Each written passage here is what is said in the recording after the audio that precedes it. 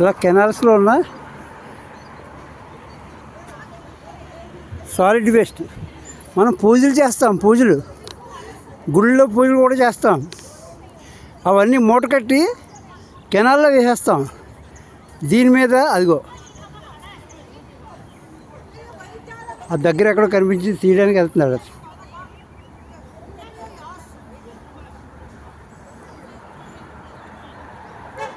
నేను ఏ మతానికి వ్యతిరేకం కాదు. ప్రకృతి దేవుడు. ప్రకృతిని ఎవరన్నా అపహాస్యం చేసినా, దాన్ని నిర్లక్ష్యం చేసినా దాని గురించి నేను నిత్యం పోరాడుతూనే ఉంటాను.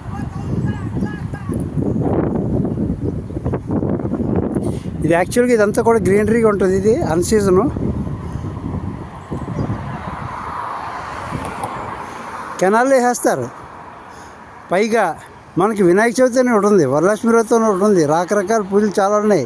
ఈ పూజలు చేసి అన్నీ కూడా ఈ నీళ్ళలో కలుపుతారు. చాలా దారుణమైన విషయం. అసలు నీటిలో కలపకూడదు. మట్టిలో గొయ్యి తీసి గొయ్యిలో కప్పెడితే అది ఎరువు కింద కన్వర్ట్ అవుతుంది. అగో చూడండి, చేస్తున్నారు. అదిగో అతను చేపలు పట్టుకోవట్లేదు. దీని మీద నియంత్రణ లేదు. ఇరిగేషన్ పెద్ద డిపార్ట్మెంట్ ఉంది.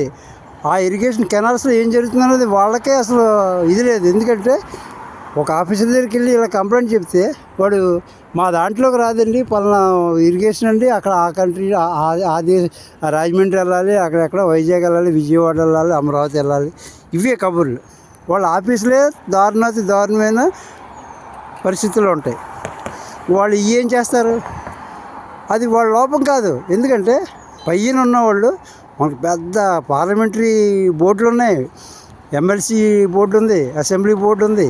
ఈ మూడు ఏంటంటే వీళ్ళ సర్వైవించి తప్పించి వీడి మీద ఆడి మీద ఈడు.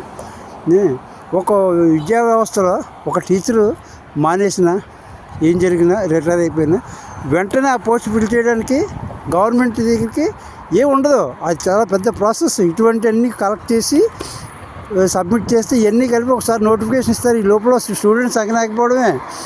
కానీ పాలిటిక్స్లో అలా కాదు. ఒక వార్డు మెంబర్ చనిపోతే వెంటనే ఇమీడియట్ ఎలక్షన్ కమిషనర్ నోటిఫికేషన్ ఇచ్చేస్తాడు.